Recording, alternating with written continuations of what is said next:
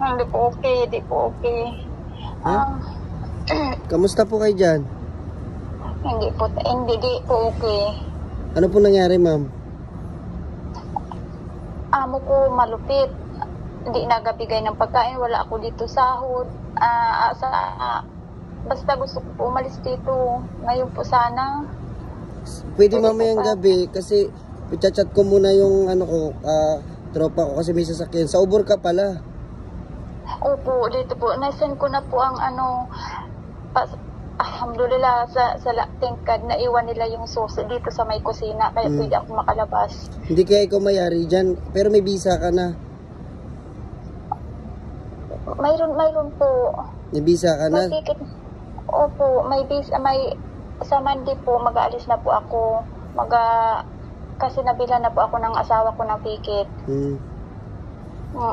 Pero visa meron ka na. Kasi kailangan yun sa airport. Opo, meron na po.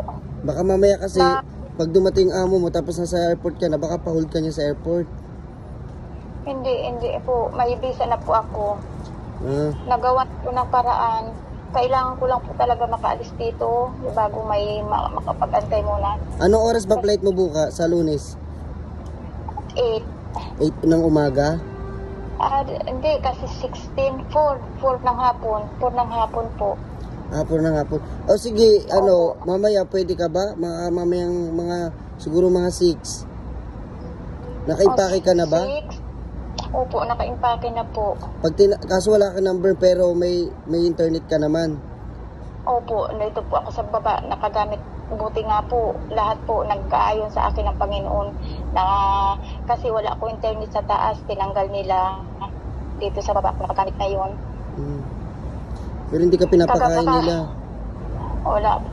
Dati po okay sila. Ngayon po nang nalaman ko yung ginawa nila sa dati nilang katulong dito, pinapulis nila. Kasi nga daw yung parang kinukulam daw sila. Nag-iba ang trato nila sa akin.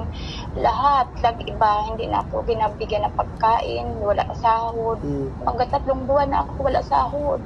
Nag-aantay sa. Kaya nga po naglakas loob ako mag-message sa paghatas kataon to kasi umalis sila matagal, nasa Taif sila ngayon.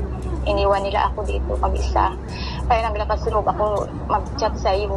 Sabi ko, lakas loob talaga. Kailangan ko talaga ng lakas ng loob. Makaalis lang ako sa bahay na to. Sige ma'am, mamaya okay ka ba? May message kita mamaya kung sakali man matuloy kami.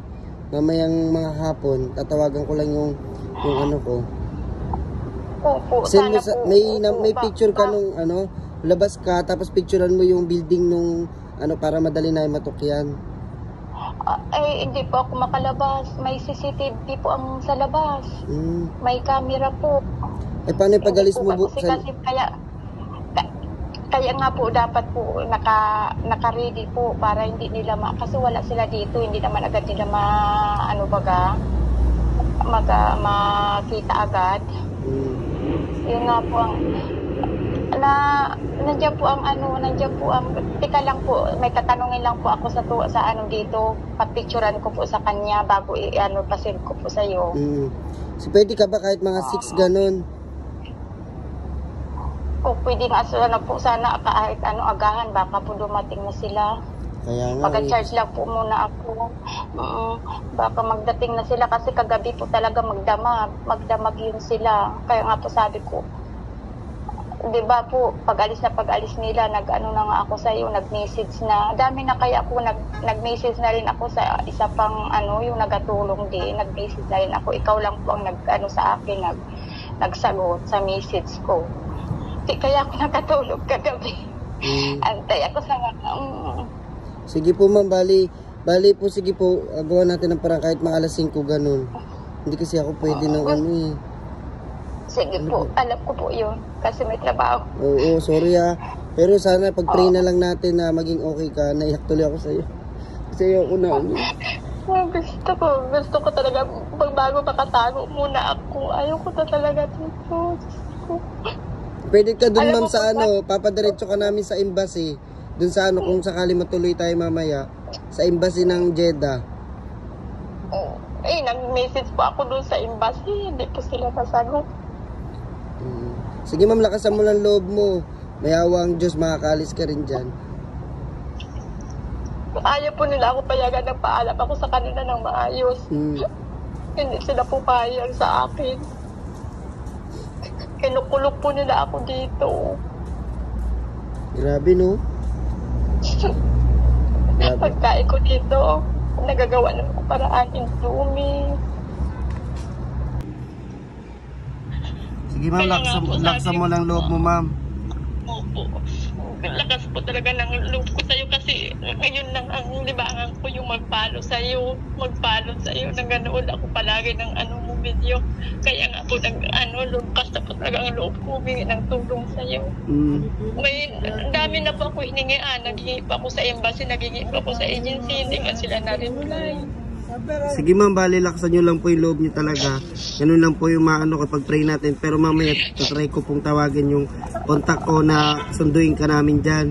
Sana masundo ka namin ng maaga. Opo, kasi baka po dumating sila, mawawala naman ako ng time. Kasi naiste sila dito ng matagal. Ngayon lang talaga sila umalis ng matagal. Kasi pumunta sila ng Taif. Sige ma'am. Bali, kukontakin ko na po ngayon ma'am, no? Kung pwede yung sasakyan. Opo, sige po, marami po salamat talaga.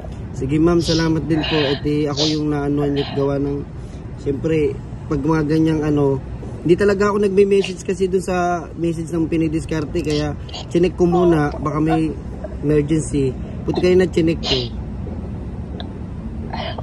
Marami pong salamat. Sabi ko nga sana kagabi pa talaga ako naka-ready. Na-ready ko ng mga gamit ko. Bali ma'am, doon ka sa Jeddah ng embassy talaga pupunta. Ipapaano ka namin doon. Ha ma'am, gagawin ko ng paraan ngayon, ha? Sige po. Ingat ka dyan ma'am, ha? May trabaho din ako eh. Opo, sige po. Charge lang po ako. Sige ma'am, ingat. Opo.